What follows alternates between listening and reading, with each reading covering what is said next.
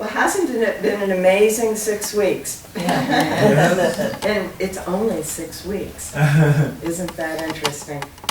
I've been going back and forth between my scientist self and my spiritual self. And many of you know I have multiple degrees in the sciences and then was trained in this new thought world. So there's, the automatic response. What are the numbers? Where's the data? What's happening here? What's really going on here? I need to know. I need to know. And then there's the, oh yeah. Oh yeah. There's only one power.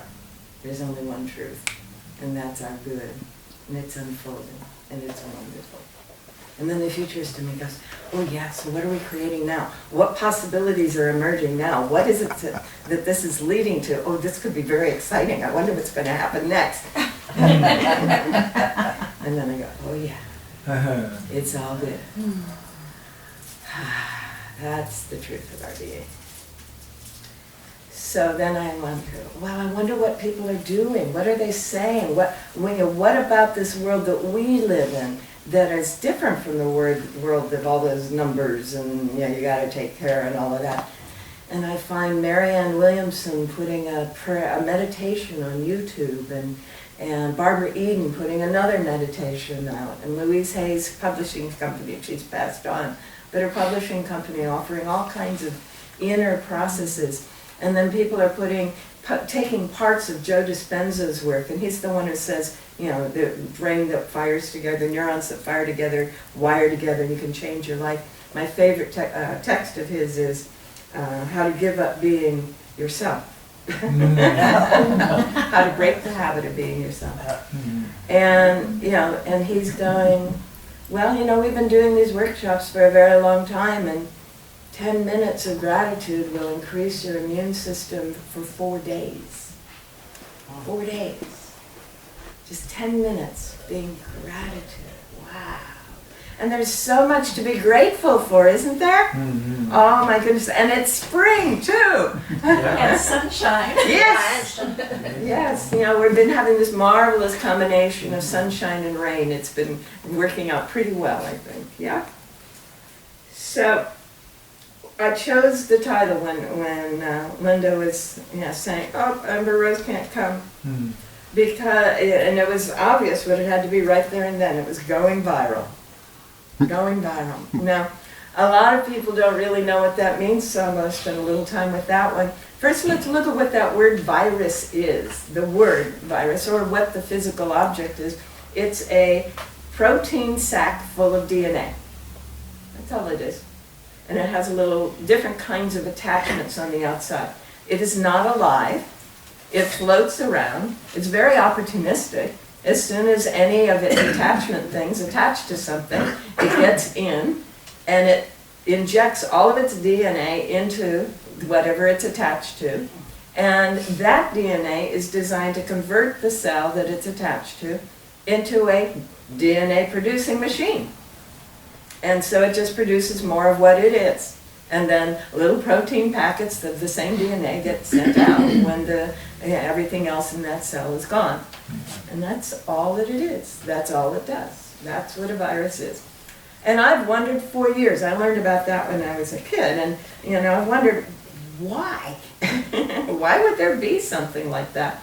But then, about the time that we started having these little disks that we could take information from one computer to another, I realized, oh, a virus packet is just a disk of information. You can take from one place to another. And it also helps me understand why mosquitoes exist.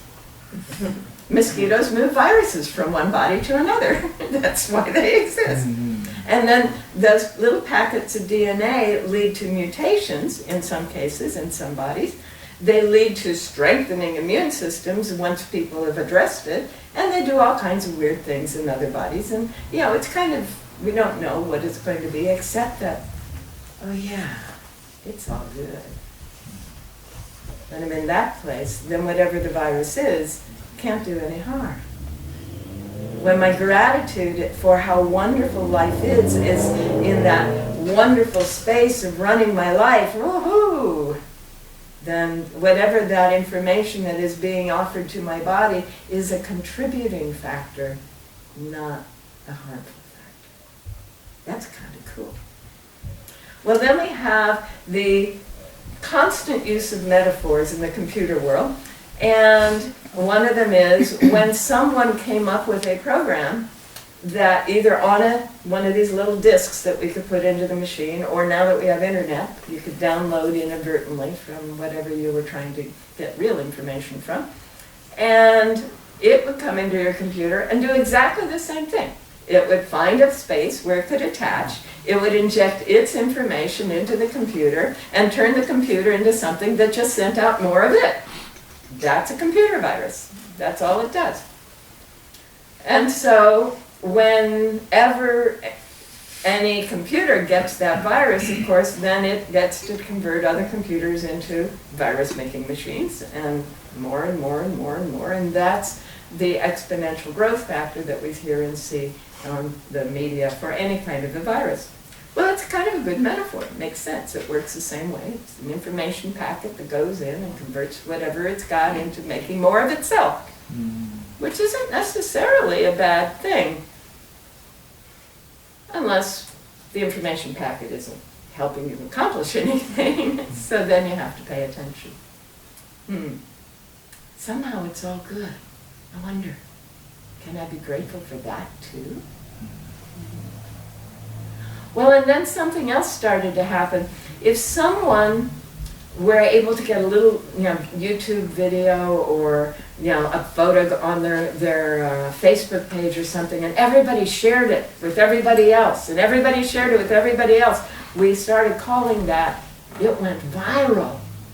It started going everywhere. Everybody was sharing this thing. It's exponentially increasing. It went from just this little bit to this little bit or this big bit in a very short time. Going viral. 6 weeks ago, the town of Wuhan in China realized that there was an illness they didn't know what to do with. And they didn't know how to stop it. And they didn't know where to go with it. And so they went into emergency. How many of us go into fear when we don't know, right? They went into fear, they went into emergency. They didn't know. They didn't know what to do, they didn't know what it was, they didn't know how to help. And in China, they live in a very different way. This would be an apartment for a family, this room in China. In fact, in most of Asia. In fact, in much of the world, this room would be an apartment where 6 or 8 or sometimes more folks live, at least 3 or 4. All of their cooking, all of their toilet, all of their sleeping, all of their closet, all of their storage, right here. Well, you can imagine how quickly anything might get transmitted from one person to another in that kind of living situation. And that's exactly what happened in Wuhan. Families infected each other with this illness that people didn't know what to do with. There's another thing that was going on in that place and time. Their air pollution was one of the strongest, worst air pollutions in the area, in the world. And for what it's worth, since they shut down the factories, their air is clear. It's kind of cool. So one of the things I used to talk about when I talk about the history of New Thought is that when New Thought began to emerge, when the science of mental healing began to be taught, it was the mid-1800s. And I like to invite people to look at what the world was like in the mid-1800s in this country. A very, very, very few cities had a few paved cobblestone streets. Everybody else had dirt roads. Everybody had animals of some kind or another. Cows, horses, dogs, cats, rats, every kind of animal. And nobody had a vacuum cleaner. All heating was an open fireplace or at best a Franklin stove. And all the factories that were just being built had no cleansers on their smokestacks. So you can imagine what the air was like and how easy it was to have a respiratory problem in the 1850s, 1830s to 1880s in this country when this stuff was beginning to happen. Consumption was a major issue. Consumption was a respiratory illness that then moved into other parts of the body as the immune system was, reduced a little bit. It was in that context that Phineas Parker Quimby discovered that people's mindsets encouraged them to get ill, and that if he could change their mindsets, he could eliminate their illness. It was in that context that Emma Curtis Hopkins' family came down with a respiratory illness that could not be addressed by the current doctors. Phineas had had the same problem. And her next door neighbor was a practitioner of Christian Science and completely eliminated all of their symptoms in one day. Which is why Emma wrote to Mary Baker Eddy and said, I have to learn how to do this, after she had just thrown it all off as oddness and not possibly true. It was only because the neighbor insisted, look, the doctors aren't helping you, please let me help you. And then bingo, no symptoms. There's a relationship between what's going on in here and what's going on in here. And that's the essence of what became unity and religious science and the divine science and all the other branches of what we call the New Thought movement. When Joe Dispenza has found in his workshops that 10 minutes of focusing on how grateful we are boosts the immune system for 4 days, he's just reaffirming what we've been teaching for 150 years in this country, in this way of being, in this science of mental well-being. Right? So, we've had this weird thing happen. This town in China had this experience and went very afraid. In a world where for the first time in human history, data is available within seconds everywhere. And we've had people living in China and working in China from this country because China has become the purveyor, the producer of virtually every product that everyone in the world, certainly in America, is consuming. Walk into Walmart, walk into Freddy's, walk in anywhere and look on the bottom of the cup and it will say, made in China. It used to say made in Japan. Remember those days? So when that particular government went into a panic, there were a lot of Americans there going, this is going to affect me. And they started using the internet to tell everybody else. And the idea went viral. The idea that this is scary went viral. Now, I happen to have on my computer, because I downloaded it, the World Health Organization's report of what went on in Wuhan. They went, 25 people, went to Wuhan, did all the measurements, did all the whatevers, and said, A, this flu is no worse than any other flu that has come out of China. This process is no different. The only difference is that it isn't attacking people under 18. The only difference. Now, I'm not saying that we all should go out and, be whatever, but what they were saying was, we just need to implement our standard guidelines for any viral infection. That's all they said. And then they listed their standard guidelines, which happen to be what we're doing. We clean our hands every time we touch anything before we touch our body, and we clean our hands after we touch our body. This is standard guidelines. How many times have we heard this over the years that we've been dealing with all the different flus? Okay? Stay home if you're sick. Every year we hear this. It's going to get to those who have a compromised immune system, and the elderly more often have that than not. How many years have we been hearing this? And yet this fear that was associated with those first reports, not the World Health Organization's reports, but the first reports, have driven people's feelings. Now, what do we know in the world of New Thought about fear? More fear. Exactly. If we're afraid, we're going to have more cause to be afraid.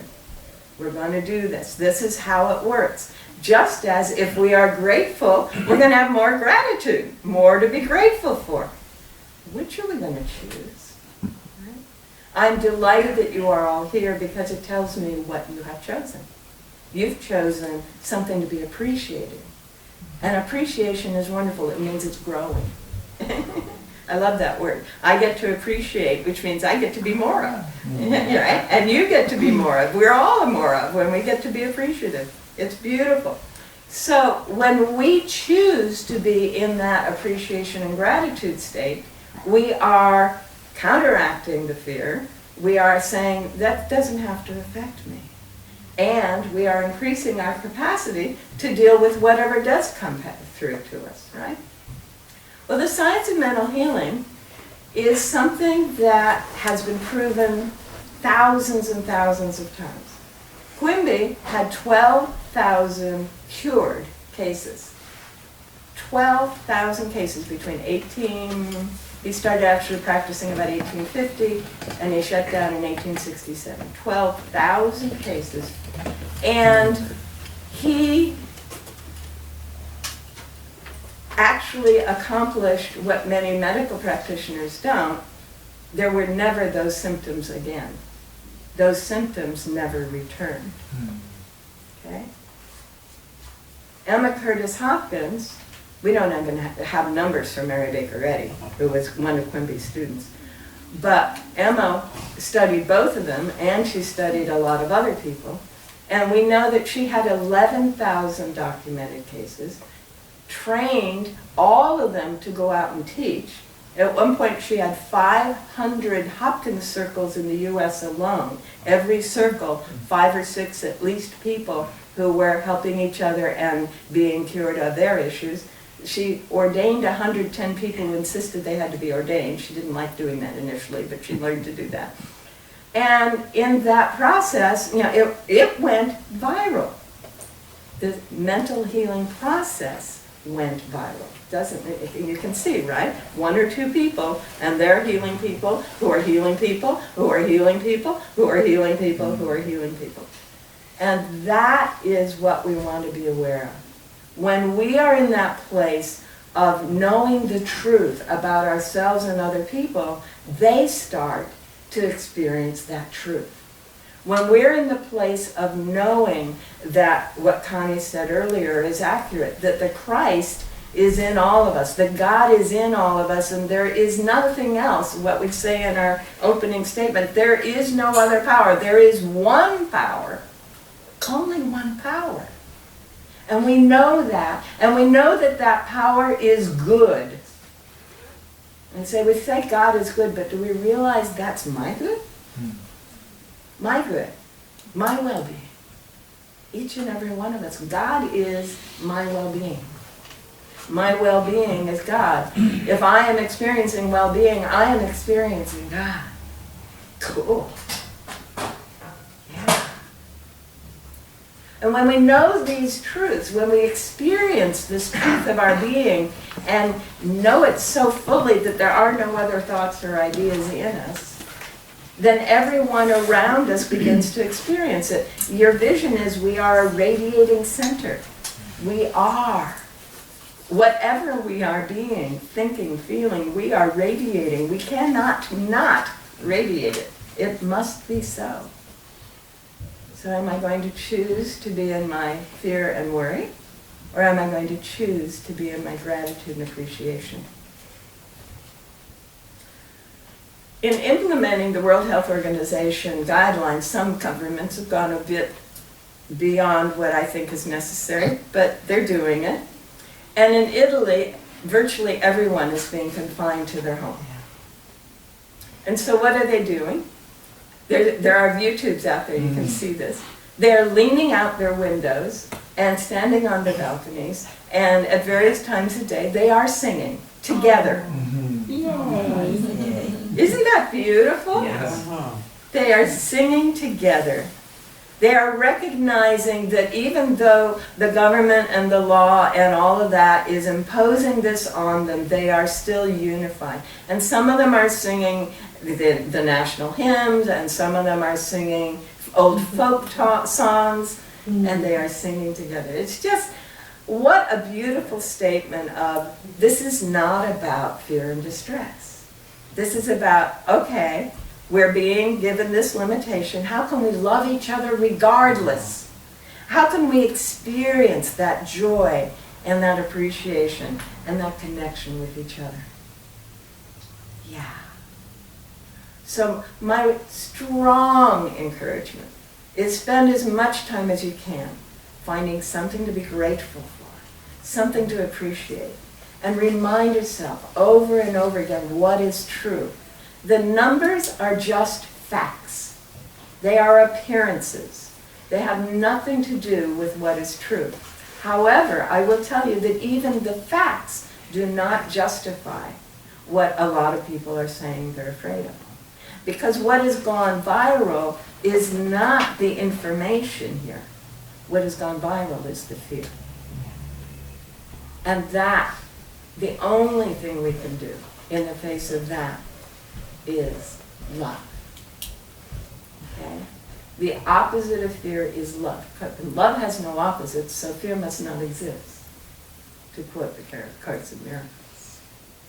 So when we go into love, whether it's love as reaching out to people, whether it's love as envisioning well-being, whether it's love as holding those people that we have not felt so good about in high regard and respect and love and recognize they are God too. God is within them. Maybe part of what we're being called to do here and now to put on my futurist hat, is to realize the importance to our well-being of love. To realize that all those parts of our lives that we have not been loving are now being put up in front of us to let go. Any person, any situation, any organization that we have felt was not meeting our standards and therefore not worthy of our love, perhaps we might want to let that go. And in the process, we get to experience more well-being physically, mentally, and spiritually. We're more connected with the truth because that one power is good, but it really is only one thing: love. Thank you all very much.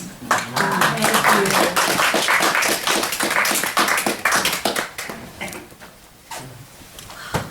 Everybody take a deep breath.